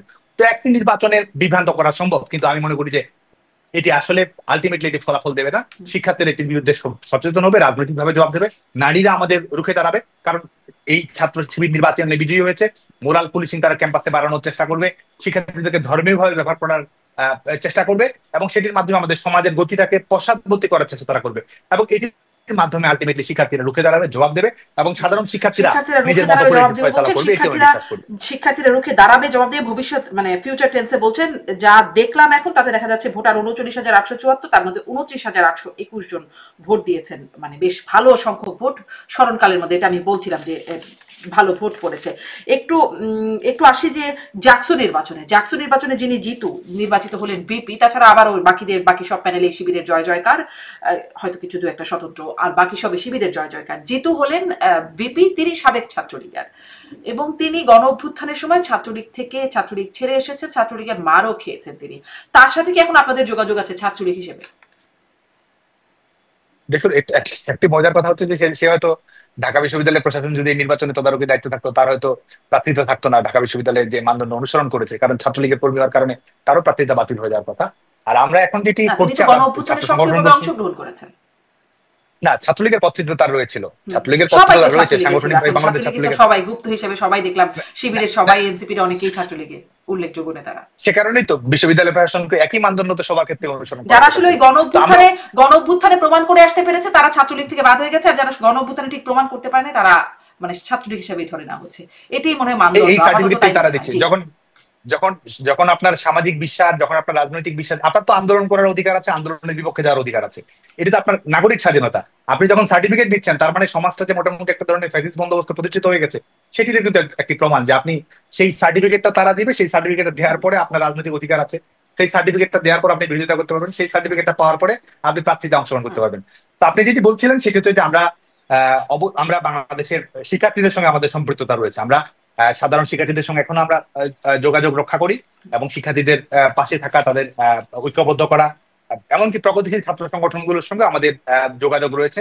আমরা অবশ্যই একটা বৃহত্তর গণতান্ত্রিক ঐক্য গড়ে তোলার জন্য আমরা কাজ করছি, যেন গণতান্ত্রিক বাংলাদেশ এবং মুক্তিযুদ্ধের অঙ্গীকারের বাংলাদেশ, এই ব্যাপারে মোটা দাগে যেন ছাত্র সংগঠনগুলো একমত হয়, সেই লক্ষ্যে আমরা কাজ করার চেষ্টা করছি। কারণ আমরা মনে করি যে মৌলবাদ প্রতিবাদ করা, মৌলবাদ প্রতিরোধ করা, সেটির জন্য আমাদের একটি দায়বদ্ধতা রয়েছে। এবং বাংলাদেশে যে অস্থিতিশীলতা তৈরি হয়েছে, যে নিরাপত্তাহীনতা তৈরি হয়েছে, এবং বিশ্ববিদ্যালয়ে যে ধরনের আমরা দেখতে পাচ্ছি যে বিশ্ববিদ্যালয় যতটা না শিক্ষা প্রতিষ্ঠান, বিশ্ববিদ্যালয়গুলো কিন্তু পার্টি অফিসে পরিণত হয়েছে, বিশ্ববিদ্যালয়গুলো কিন্তু রাজনৈতিক প্রতিষ্ঠানে পরিণত হয়েছে অনেকটা, যেখানে শিক্ষার্থীদেরকে রাজনৈতিকভাবে ব্যবহার করার চেষ্টাটি আমরা সবচেয়ে বেশি দেখতে পাচ্ছি।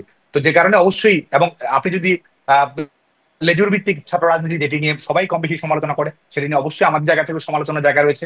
সেটি নিয়েও যদি আমরা কথা বলি যে এই নির্বাচনকে কেন্দ্র করে লেজুর ভিত্তিক রাজনীতির যে প্রদর্শনী, যেটিকে বিশ্ববিদ্যালয়ের শিক্ষার্থীরা না বলেছে, রেড কার্ড দেখেছে, সেটির বিরুদ্ধে তারা কণ্ঠস্বর উপস্থাপন করছে, অথচ আপনি দেখবেন যে এই নির্বাচনকে কেন্দ্র করে জামায়াতের যে জেলা নেতৃবৃন্দ, বিএনপির যে জেলা নেতৃবৃন্দ, তারা কিন্তু শিক্ষার্থীদেরকে আতঙ্কিত করার চেষ্টা করছে, শিক্ষার্থীদের অভিভাবকের কাছে যাওয়ার চেষ্টা করছে। বিরুদ্ধে কথা হয়েছে, কিন্তু কখনো এটা প্রতিফলন হয় নাই। আগেও আমরা দেখতাম ছাত্রলীগের কমিটি করে দেন আওয়ামী লীগের সিনিয়র নেতারা, এই বিষয়গুলো আমরা দেখতাম। অতএব লেজুর ভিত্তিক এটি সমালোচনা হলেও এখান থেকে কখনোই বের হয়ে আসা হয় নাই।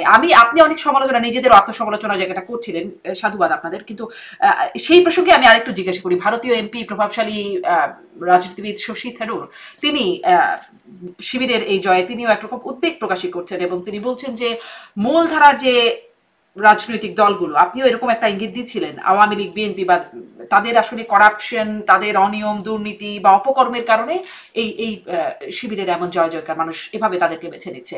এই প্রসঙ্গে আপনি কি বলবেন? মৌলবাদী শক্তির যদি উত্থান হয়, সেটি তো সার্বিকভাবে আমাদের আঞ্চলিক নিরাপত্তা বলি বা বৈশ্বিক নিরাপত্তা বলি, সেটির জন্য তো অবশ্যই একটি সংশয়ের জায়গা রয়েছে, সংকটের জায়গা রয়েছে, এবং যে কোনো আন্তর্জাতিক নাগরিক কিন্তু এটি নিয়ে উদ্বেগ প্রকাশ করবে। শুধুমাত্র সেটি কেন, বাংলাদেশে যারা সিভিল সোসাইটির প্রতিনিধি রয়েছেন, তারাও কিন্তু হয় বিস্মিত হয়েছেন, না হলে চিন্তিত হয়েছেন, না হলে উদ্বিগ্ন হয়েছেন ফলাফলটি নিয়ে। এবং আপনি যখন মূলধারা রাজনীতির যে দুয়ারটি রয়েছে, সেটি যখন আপনি বন্ধ করে দিবেন, আপনি যখন রাজনীতির পজিটিভ কম্পিটিশনটি আপনি যখন বন্ধ করে দিবেন, আপনি যখন গণতান্ত্রিক প্রতিযোগিতাকে আপনি যখন বন্ধ করে দিবেন, তখন কিন্তু রাজনীতিতে স্বাভাবিকভাবে ডানপন্থী শক্তির উত্থানের একটি সুযোগ তৈরি হবে। তো সেটি নিয়ে তো সংশয়ের জায়গা অবশ্যই রয়েছে। এবং বাংলাদেশে আজকে দেখুন যে বাংলাদেশে যখন আজকে একটি সিকিউরিটি লেস, ললেস রাষ্ট্রে যখন পরিণত হয়েছে, জনগণের ম্যান্ডেট, আপনি যখন সার্বিকভাবে গোটা বাংলাদেশের রাজনীতিতে যখন আপনি জনগণের প্রতিনিধিত্ব নেই, তখন কিন্তু এই অন্ধকারের শক্তিগুলো, এই তিনি যেটি বলছেন, এটি আপনাদের ব্যর্থতা, আপনাদের অপকর্ম, মানে মূল যে দলগুলো, প্রতিষ্ঠিত দল, তাদের ব্যর্থতা এবং অপকর্মের কারণেই এখন তাদের উত্থান করছে, মানে শিবিরের উত্থান করছে বা জামাতের উত্থান করছে, বিস্তার করছে। আমি সেটি মনে করি না। আমি প্রথমত যদি মনে করি, আপনি যদি বাংলাদেশে কম্পিটিটিভ ডেমোক্রেসি চালু করেন, আপনি যদি বাংলাদেশে পজিটিভ ডেমোক্রেসি চালু করেন, এবং বাংলাদেশের মানুষকে যদি আপনি বাছাই করে নেওয়ার স্বাধীনতা দেন, বাছাই করে নেওয়ার স্বাধীনতার অর্থ এটি নয় যে আপনাকে আমি 5 জন ঠিক করে দিলাম, এই বৈধ 5 জনের মধ্য দিয়ে আপনাকে নির্বাচিত করে নিতে। আপনি যদি উন্মুক্ত করে দিয়ে, এটা তো আপনারাই শিখালেন, যদি এটা হয়ে থাকে, এটা শিখালেন তো আপনারাই, তাই না? 24-এ কি করলেন নির্বাচনে, জাতীয় নির্বাচনের কথা যদি বলি, আওয়ামী লীগ আপনার মূল দল। না, 24-এ দেখুন 24-এর নির্বাচন তো উন্মুক্ত ছিল। 24-এর নির্বাচন কি বিএনপির নির্বাচনে অংশগ্রহণ করতে আইনগত কোনো বাধা ছিল, রাজনৈতিক কোনো বাধা ছিল, সাংগঠনিক কোনো বাধা ছিল? কোনো বাধা তো ছিল না। অথচ এবার 25-এ সেটি বাধা রয়েছে। অতএব বিষয়টি কিন্তু এক না। আপনি কি আওয়ামী লীগকে উন্মুক্ত রেখেছেন? আপনি কি আওয়ামী লীগকে রাজনীতি করার সুযোগটি করে দিচ্ছেন? আপনি তো দিচ্ছেন না। আপনি নিবন্ধন বাতিল করেছেন, বিএনপির নিবন্ধন কি বাতিল হয়েছে? বিএনপি তো মানে এখন 2018 আওয়ামী সালের লীগকে নির্বাচনে আইনগতভাবে অংশগ্রহণ বাধা করেছে। দেওয়া হচ্ছে, আর তখন দুপুরবেলা আসলে 18তে নির্বাচন করে তারা দেখেছে যে ভোট করে আসলে লাভ হয় না, আইনগত কোনো বাধা নেই, ভোটে আসো কিন্তু ভোটে আসলে জিততে পারবা না তোমরা, এরকম একটা বিষয় তো স্থাপিত হয়ে গিয়েছিল। 18 ভোটে তো তারা প্রমাণ পেয়েছে যে তাদের আসলে ভোট করে লাভ হবে না। দেখুন 2018 সালের নির্বাচনে আপনি দুপুরবেলা বিএনপির তৎকালীন মহাসচিবের স্টেটমেন্ট যদি দেখেন, তিনি সন্তোষ প্রকাশ করেছেন নির্বাচনের ফলাফল নিয়ে। অবশ্যই নির্বাচনী প্রক্রিয়া নিয়ে আমি মনে করি যে অবশ্যই অবশ্যই একটা রিভিজিট রিচিং করার জায়গা রয়েছে, যাতে করে জনগণের রায়ের সত্যিকারের প্রতিনিধিত্ব হয়। কিন্তু আমরা মনে করি যে আজকে বাংলাদেশের সেই যে জায়গাটিতে আমাদের ত্রুটিপূর্ণ গণতন্ত্র যতটুকু এগিয়েছে, আজকে বাংলাদেশে কোল লঞ্চে বদলে দিয়ে আমাদের গণতান্ত্রিক পথটিকে সম্পূর্ণ রুদ্ধ করে দেওয়া হয়েছে আপনাদের বলে হাতে মনে যখন করি। দায়িত্ব থাকলো বা আপনাদের প্রভাবটা যখন ছিল, তখন খোল নলচে অন্যদিকে বদলাতে থাকলেন। এখন আপনারা প্রত্যাশা কিভাবে করছেন যে খোল নলচে বদলে যাবে এবং যথার্থ হবে? মানে এই প্রত্যাশাটা আপনারা ঠিক যথার্থ আপনাদের জায়গা থেকে কিভাবে করতে পারেন? হ্যাঁ, অবশ্যই আমরা করি, কারণ আমরা বিশ্বাস করি যেটি, সেটা হচ্ছে যে গণতন্ত্রের প্রতি দায়বদ্ধতা সবারই রয়েছে। হুম। এটা রাজনৈতিক সংগঠন হিসেবে আমাদের রয়েছে, সামাজিক সংগঠন, নাগরিক হিসেবে আমাদের রয়েছে। বাংলাদেশে রাজনীতি করি আমরা, আমাদের দায়িত্ব, আমরা সরকারে, আমাদের দল সরকারে ছিল এই কারণে আমাদের দায়িত্ব এটি তো নয়, বরং সরকারি দল বা রাষ্ট্র ক্ষমতায় যে কেউ থাকতে পারে, জনগণ যাকে নির্বাচিত করবে সেই রাষ্ট্র ক্ষমতায় থাকবে, এটি একটি স্বাভাবিক প্রক্রিয়া এবং এটি প্রতিষ্ঠিত করতে হবে। তো আজকে যারা ক্ষমতায় আছে তারাও জনগণের প্রতিনিধিত্ব করে না, এবং ভবিষ্যতে আপনি আপনার পরিকল্পিত নিয়ন্ত্রিত যে নির্বাচন করার চেষ্টা করছেন, সেখানে জনগণকে আপনি কাটিয়ে দেওয়ার চেষ্টা করছেন। অতএব বাংলাদেশের সমস্যা যদি থেকে থাকে এবং সেই সমস্যার সমাধান যদি আপনি করতে চান, অবশ্যই আপনাকে অন্তর্ভুক্তিমূলক এবং নিরপেক্ষ সরকারের অধীনে সবার জন্য সমান সুযোগের জায়গা রেখে আপনার নির্বাচনের পরিবেশটি উন্মুক্ত করে দিতে হবে। আর আজকে গোটা বাংলাদেশে আপনি একটা দম বন্ধ করা পরিবেশ, এবং জি। আপনি দেখুন যে সাদ্দাম, আপনি গণতন্ত্রের অন্তর্ভুক্তিমূলক এবং বিজ্ঞাপন, নিরপেক্ষ এগুলোকে সরকার, আমরা আপনি বলবো খুবই যে দারুণ একটা চটকদার কথা বিজ্ঞাপন। বলেছেন। এখানে একটু কথা বলতে চাইবো, কিন্তু তার মানে এই যে আপনারা নিজেদের কাছে, যখন আপনারা বা আপনার মূল দল ক্ষমতায় ছিল, আপনারা তখন নিজেদের কাছে আশা করতে পারেন নাই বা নিজেদের কাছে নিজেরা দায়িত্বশীল হবেন বলে ভাবেন নাই, কিন্তু বর্তমান সরকারের কাছে আশা করছেন বা দায়িত্বশীলতা আশা করছেন যে তারা আসলে খোল নলচেটা বদলে দেবে। দেখুন আপনি যদি ছাত্র সংসদ নির্বাচনের প্রসঙ্গ ধরেই যদি বলি, সেটা হচ্ছে যে আপনি দেখুন মিলিটারি ডিক্টেটর, সামরিক স্বৈরশাসক এরশাদ কিংবা সামরিক স্বৈরশাসক জিয়াউর রহমান, তাদের সময় তো বিশ্ববিদ্যালয়ের ছাত্র সংসদ নির্বাচন অনুষ্ঠিত হয়েছে। তাদের ছাত্র সংসদ নির্বাচন অনুষ্ঠিত ছিল বলেই সরকারটি গণতান্ত্রিক হয়ে গেল, সরকারটি বৈধ হয়ে গেল, সেটি তো নয়। আর আপনি যেটি বলছেন যে আমাদের অবশ্যই সামনের দিকে তাকাতে হবে, আমাদের অবশ্যই সামনের দিকে তাকাতে হবে, এবং যে সমস্যা যদি থেকে থাকে সেটি সমাধান করার জন্য আমাদের চেষ্টা করতে হবে। এবং এটা যদি আপনি না করেন, তাহলে আপনি কি অর্জন করবেন? আপনি কি মনে করেন যে বাংলাদেশে আওয়ামী লীগকে বাইরে রেখে, যেখানে আওয়ামী লীগকে রাজনৈতিক দল হিসেবেও যদি আমি, এখানে তো বিবেচনা সেটি নয়, বিবেচনা হচ্ছে বাংলাদেশের মানুষের আওয়ামী লীগকে সমর্থন করার অধিকার আছে, এবং আপনি যদি সেটি বন্ধ করে দিচ্ছেন, এবং আপনি বলছেন যে বাংলাদেশের গণতন্ত্র তো আমাদের প্রতিষ্ঠিত অবশ্যই করতে হবে, আমাদের সমাজকে, রাষ্ট্রকে তো গণতান্ত্রিক করতে হবে। তা আপনি সেটি করবেন কিভাবে? আজকে আপনি আওয়ামী লীগ ছাড়া নির্বাচনে অংশগ্রহণ করছেন, তো সেটির মাধ্যমে তো অবশ্যই সেটিকে গণতান্ত্রিক নির্বাচন বলার কোনো সুযোগটি থাকছে না। তার মানে বাংলাদেশের গণতন্ত্রের সংকটটি থেকেই যাচ্ছে, বাংলাদেশের স্থিতিশীলতার সংকটটি থেকেই যাচ্ছে, এবং বাংলাদেশের সরকারের যে বৈধতার সংকটটি, সেটি কিন্তু আপনি থেকেই যাচ্ছে। এখন আপনি বলতে পারেন যে বিড়ালের গলায় ঘন্টাটি আসলে বাঁধবে কে, কিন্তু আমাদের তো সেটি বাঁধার চেষ্টা অবশ্যই করতে হবে। মানে আপনারা বাঁধেন নাই, কিন্তু এখন বাধার আশা করছেন যে এখন অন্তত বাধা হবে। আপনার কাছে একটু এটিও আপনারা বলছেন অন্তর্ভুক্তিমূলক নির্বাচনের জন্য নিরপেক্ষ সরকারের কথা বলছেন। এই কথাটি তো মানে বলতে বলতে বলতে বলতে এবং আমাদের কাছে মনে তো একই কথা বারবার শুনছি বিএনপি বা বিরোধী দলগুলোর পক্ষ থেকে দিয়ে আসতো, তখন তো আপনারা আসলে বিষয়টা কানে তুলতেন না। এখন আপনারা বলছেন, বিষয়টা আসলে কেমন লাগছে যে আপনাদের নেতাকর্মীরা বলছেন যে কেয়ামত পর্যন্ত তত্ত্বাবধায়ক সরকার কখনো ফিরবে না, এরকম প্রসঙ্গটি বলছেন। এখন আমরা দেখছি সাবেক প্রধানমন্ত্রী শেখ হাসিনা, তিনিও বলছেন তত্ত্বাবধায়ক সরকার, নির্দলীয় তত্ত্বাবধায়ক সরকার অধীনে নির্বাচনের। এটি কি আপনাদের একটা নৈতিক পরাজয়ের জায়গা, যে আপনারা যেটি প্রচন্ড অপোজ করেছেন সেখানেই এখন আপনারা দাবি তুলছেন? সেটি কি আপনার নৈতিক একটা মানে কোথাও যে আপনাদের পরাজয়ের জায়গা দেখেন? দেখুন আপনি যে প্রসঙ্গে বলছিলেন যে আমরা বাধার চেষ্টা করিনি, আমাদের অবশ্যই আন্তরিকতা ছিল, মূল রাজনৈতিক দল এবং সরকারের যে আন্তরিকতা ছিল। আজকে বিএনপির যে রাজনৈতিক অধিকার ছিল 2008 সাল পরবর্তী 2024 সালের 5ই আগস্ট পরবর্তী বাস্তবতায়, সেই অধিকার আওয়ামী লীগের থাকুক আইনগতভাবে, রাজনৈতিকভাবে, তারপর জনগণের শক্তি আওয়ামী লীগের দিকে আছে কিনা, সংগঠনের সেই শক্তি সক্রিয়তা আছে কিনা, তাহলে সেটি প্রমাণ হতো। অবশ্যই আমরা সেই প্রমাণ রেখেছি। আজকে সেই প্রমাণ নেই বলেই কিন্তু আমাদের আরো বেশি একটি জোরদার লড়াইয়ের জন্য প্রস্তুতি গ্রহণ করতে হচ্ছে। আর আপনি যেটি বলছেন যে আমাদের একটি রাজনৈতিক দল, অবশ্যই ফ্লেক্সিবিলিটি থাকা প্রয়োজন। এখানে জনগণের প্রত্যাশার প্রতি সম্মান, জনগণের প্রত্যাশাকে সেটির প্রতি মানুষের প্রত্যাশাটা কি? মানুষের প্রত্যাশা হচ্ছে মানুষ একটি স্বচ্ছ নির্বাচন দেখতে চায়, মানুষ একটা অন্তর্ভুক্তিমূলক নির্বাচন দেখতে চায়। বাংলাদেশের রাজনৈতিক সংগঠনগুলোর মধ্যে ইতিবাচক একটি প্রতিযোগিতা বাংলাদেশের জনগণ দেখতে চায়। তো জনগণের প্রত্যাশার প্রতিফলন ঘটনা, জনগণের প্রত্যাশার প্রতিনিধিত্ব করা, এটিই তো একটি রাজনৈতিক দলের মূল দায়িত্ব। একটি হচ্ছে রাষ্ট্রের মালিকানা, জনগণের মালিকানা জনগণের কাছে ফিরে দিতে হবে, এটি রাজনৈতিক দায়িত্ব। গণতান্ত্রিক রাষ্ট্র ব্যবস্থার প্রতি জনগণের রাজনৈতিক দলের দায়িত্ব আছে, সেটি একটি দায়িত্ব। আরেকটি হচ্ছে যে জনগণের প্রত্যাশা এবং সিদ্ধান্তের আলোকে, কারণ জনগণের প্রত্যাশা তো রাজনৈতিক দলের কৌশলের চেয়েও জনগণের প্রত্যাশা প্রতিফলন ঘটানো কিন্তু রাজনৈতিক দলের মূল দায়িত্ব।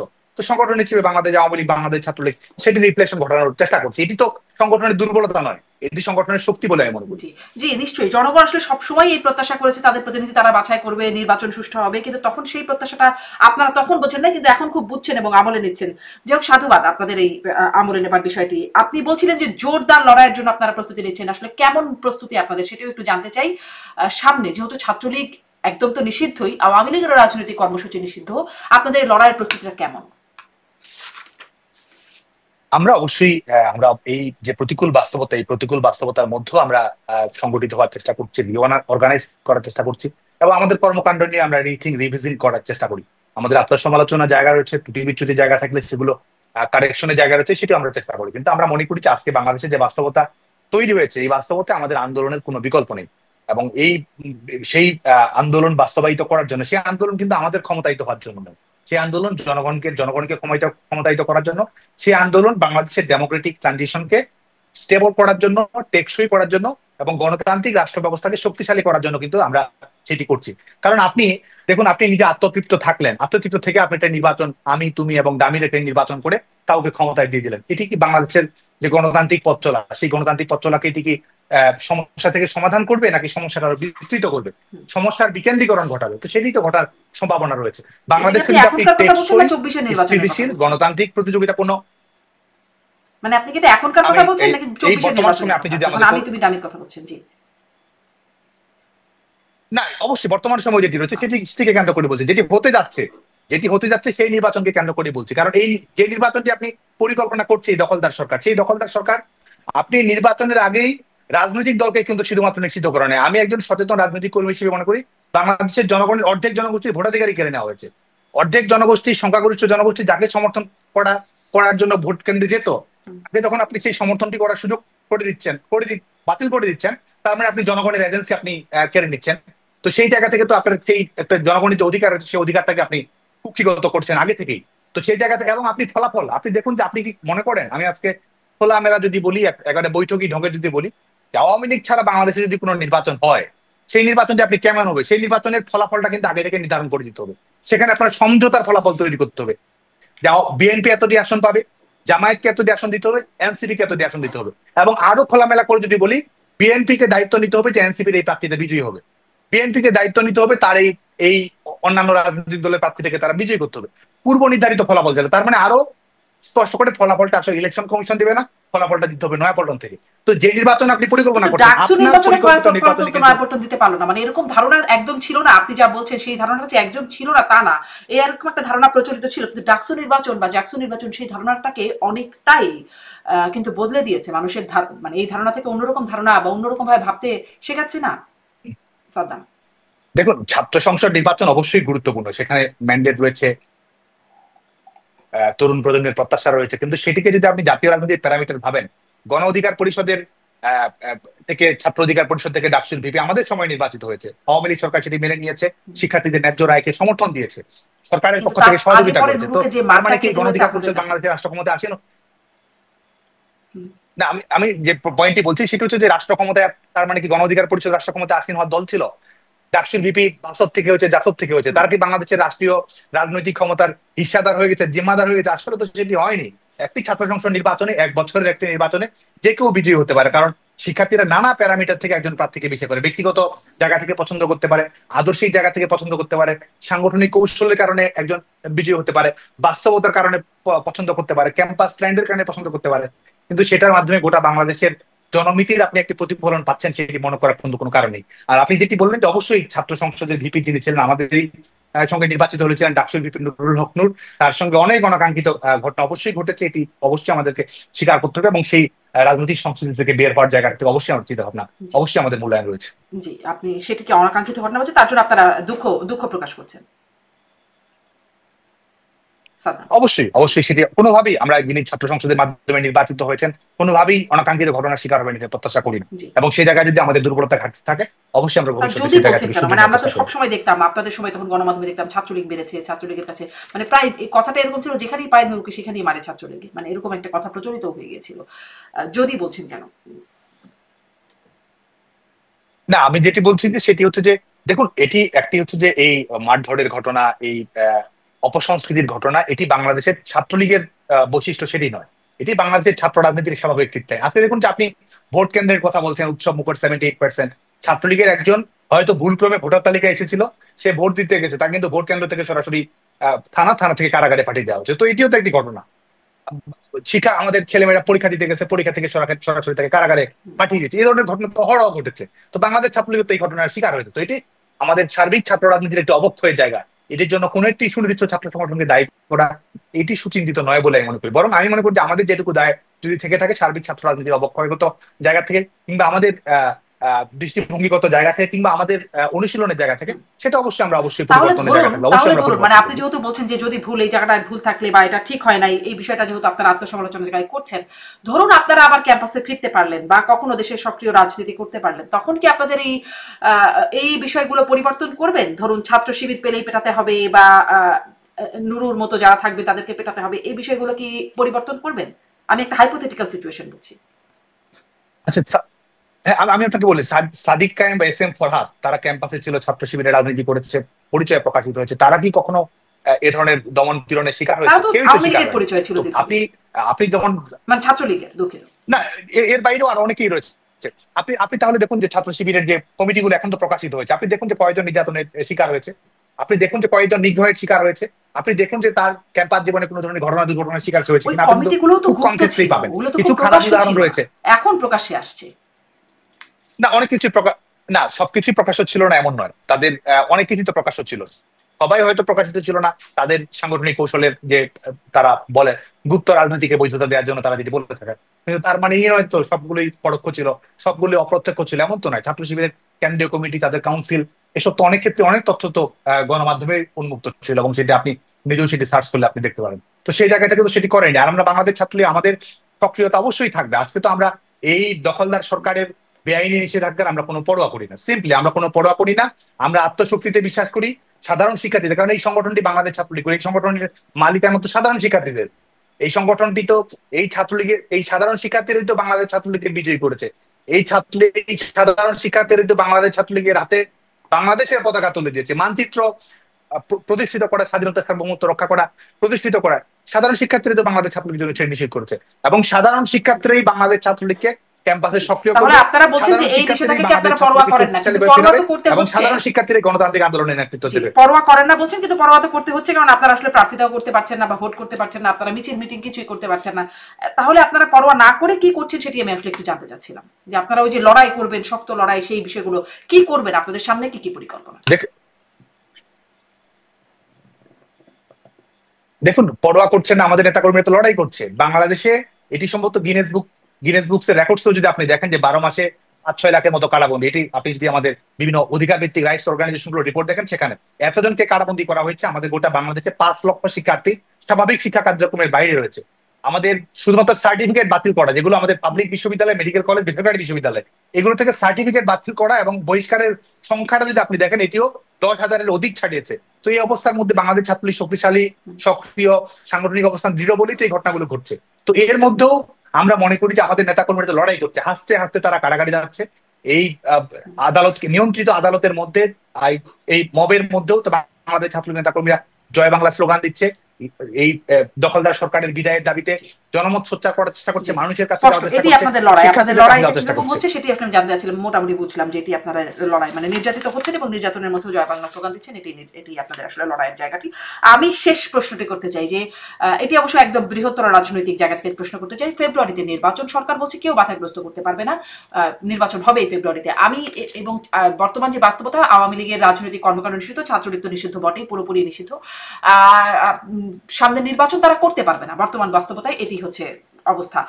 সেখানে আপনারা আসলে কি চান, বা কি হলে আপনাদের রাজনীতির জন্য সুবিধা? নির্বাচনটি ফেব্রুয়ারিতে হলে সুবিধা, না হলে সুবিধা, বা আপনারা চান যে ফেব্রুয়ারিতে নির্বাচনটা হোক বা না হোক, আপনারা কি চান? দেখুন, বাংলাদেশের গণতান্ত্রিক সংকটের কিংবা বাংলাদেশের যে ট্র্যাডিশনাল যে সমস্যাগুলো তৈরি হয়েছে, এই সমস্যার সমাধানের একমাত্র উপায় বাংলাদেশের একটা নিরপেক্ষ সরকার প্রতিষ্ঠিত করতে হবে। এবং নিরপেক্ষ সরকারের মাধ্যমে আপনি যদি অন্তর্ভুক্তিমূলক নির্বাচন করতে পারেন, এটি বাংলাদেশের গণতন্ত্রকে টেকসই করবে, এটি আমাদের শান্তি সুস্থিতিশীলতা নিশ্চিত করবে, এবং এটি সরকারের বৈধতা আপনি পাবেন যে সরকার নির্বাচনের মাধ্যমে যে সরকারি বিজয়ী আসুক না কেন। যখন এই প্যারামিটার গুলো পূরণ হবে না, তখন কিন্তু বাংলাদেশটাকে আপনি এক ধরনের অস্থিতিশীলতার মধ্যে ঠেলে দিচ্ছেন, আমাদের স্বাধীনতা সার্বভৌমত্বকে আপনি সংকটের মুখে ফেলে দিচ্ছেন। যে কারণে আমরা মনে করি যে এটি, এবং শুধু আমরা সংশয় প্রকাশ করছি কেন, আজকে যারা এই দখলদার সরকারের মূল প্রতিনিধিত্ব রাজনৈতিক দল কিংস পার্টি কি বলছে? কিংস পার্টি কি বলছে তারা নির্বাচনে অংশগ্রহণ করবে? তারাও কিন্তু বলছে না। তারা এখানে প্রপোর্শনাল রিপ্রেজেন্টেশন নিয়ে কথা বলছে, তারা সেকেন্ড রিপাবলিক নিয়ে কথা বলছে, তারা গণপরিষদ নিয়ে কথা বলছে। আওয়ামী লীগের বাইরেও অন্যান্য রাজনৈতিক দলগুলোর যদি অভ্যন্তরীণ দ্বন্দ্ব, বিবাদ, বিসংবাদের বিষয়গুলো আপনি দেখেন, নির্বাচন নিয়ে কিন্তু তারাই অনিশ্চিত রয়েছে। আর আমরা অবশ্যই মনে করি যে আমাদের এই দখলদার সরকারকে বিদায় করে। এবং আরেকটি বিষয়, আপনি যদি আমি একদম সুস্পষ্টভাবে জানতে চাই, আপনারা কি চান ফেব্রুয়ারিতে নির্বাচনটা হয়ে যাক নাকি না হোক? কি চান আপনারা আসলে? দেখুন, আমাদের একটি প্রত্যাশা এবং এটা আমরা কিন্তু দলীয় স্বার্থের চেয়ে জনগণের স্বার্থকে আমরা সবচেয়ে বেশি দেখি, এবং বাংলাদেশের ভবিষ্যৎটি যেন নিরাপত্তা হয়, আমাদের ডেমোক্রেটিক ট্রানজিশনটা যেন পিসফুল হয়। সেই জায়গা থেকে আমরা বলি যে আপনার প্রথমত হচ্ছে যে আপনাকে নিরপেক্ষ সরকার প্রতিষ্ঠিত করতে হবে, যেই সরকারের নিউট্রালিটি থাকবে, যেই সরকারের ক্যাপাসিটি থাকবে। এই সরকারের শুধুমাত্র নিরপেক্ষতাই তো প্রশ্নবিদ্ধ নয়, এই সরকারের ক্যাপাসিটি রয়েছে, এই ক্যাপাসিটি থেকেও বিশ্বাস করেন এই সরকারের সেই সক্ষমতা রয়েছে কিনা। একটি ছাত্র সংসদ নির্বাচনে আপনি জাকসু নির্বাচন নিয়ে আপনি বলছেন যে অংশগ্রহণ করেছে, জাকসু নির্বাচনের ফলাফল যদি 3 দিন লাগে, তাহলে গোটা বাংলাদেশের নির্বাচনের ফলাফল দিতে কতদিন লাগবে? আজকে যদি জাকসু নির্বাচনের 5টি প্যানেল এই নির্বাচন থেকে সরে আসে, ফলাফল শেষ হওয়ার আগে বর্জন করে, তাহলে সেই নির্বাচনকে আপনি টেকসই কিভাবে করবেন? সেই নির্বাচনের ফলাফলকে কিভাবে আপনি গ্রহণযোগ্য করবেন? সেই নির্বাচনকে অংশগ্রহণমূলক আপনি কিভাবে করবেন বলে আপনি মনে করেন? তো এই সরকারের নৈতিক জায়গা নেই, এই সরকারের আইনগত বৈধতা নেই, এই সরকারের সেই সক্ষমতা নেই, এবং এই সরকারের সেই আন্তর্জাতিক আস্থাও নেই। সে কারণে আমাদের সবার সংকটই আসলে একটি জায়গায় এসে পৌঁছাতে, সেক্ষেত্রে এই সরকারকে বিদায় নিতে হবে। আন্দোলনের মুখে হোক, রাজনৈতিক সমঝোতার মাধ্যমে হোক, কিংবা নিজস্ব উপলব্ধি থেকে হোক, যেভাবেই হোক না কেন, দখলদার সরকারকে বিদায় নিয়ে বাংলাদেশে একটা নিরপেক্ষ সরকার প্রতিষ্ঠিত করে লেভেল প্লেইং ফিল্ডের মাধ্যমে অন্তর্ভুক্তিমূলক নির্বাচন করে জনগণ যাকে রায় দেয়, এবং এটি না করে যদি আপনি একটা নিয়ন্ত্রিত নির্বাচন করতে চান, সেটি কোন অবস্থাতেই বাংলাদেশের গণতান্ত্রিক যাত্রা হবে না, বরং সেটি ফ্যাসিবাদী বন্দোবস্তকে আরো টেকসই করা যাত্রা বলে মনে করি। মানে যেটি আপনারা করেছিলেন সেটি আরো টেকসই হয়ে যাবে। দেখুন, আমি যেটি বলছি যে কোন অবস্থাতে আওয়ামী লীগকে ছাড়া নির্বাচন জনগণকেই তার ভোটাধিকারের বাইরে রাখার একটা নির্বাচন। সে জায়গা থেকে আসলে আপনি অন্ধ হলে আপনার প্রলয় বন্ধ থাকবে না। আপনি যদি মনে করেন যে আপনি গণতন্ত্র প্রতিষ্ঠা করছেন, আসলে সেটি না, আপনি বরং আসলে আমরা বলবো যে আপনি এই ফ্যাসিবাদী বন্দোবস্তের লাল ফিতার মরুন্মোচন করছেন বলে আমরা মনে করি। অনেক ধন্যবাদ সাদ্দাম, অনেক ধন্যবাদ যুক্ত হবার জন্য। অনেকটা সময় কথা বললাম আপনার সাথে, ধন্যবাদ।